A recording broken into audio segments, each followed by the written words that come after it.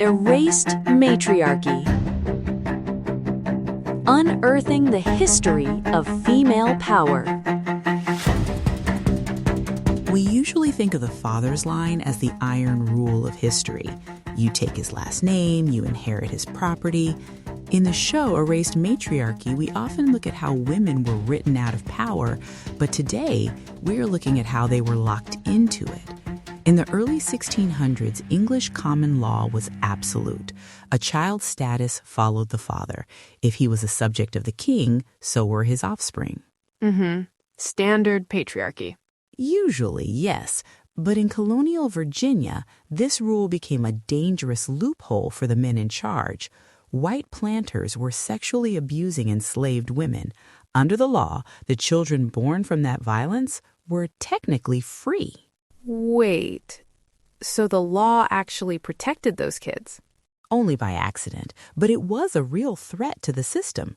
Take the case of Elizabeth Key.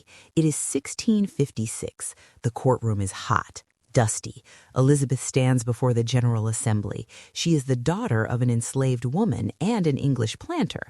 She argues that because her father was free, she must be free. And the court agrees. She wins.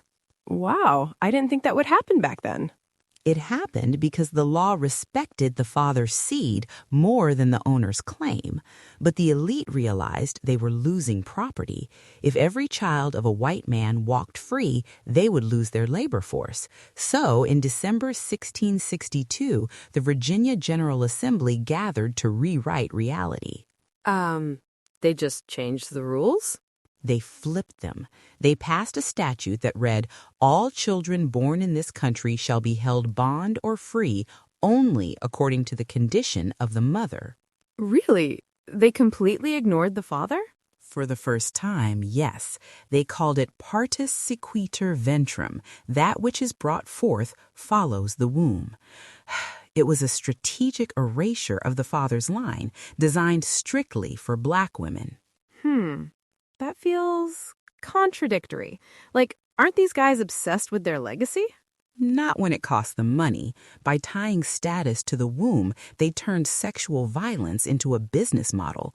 Rape became a method of capital accumulation.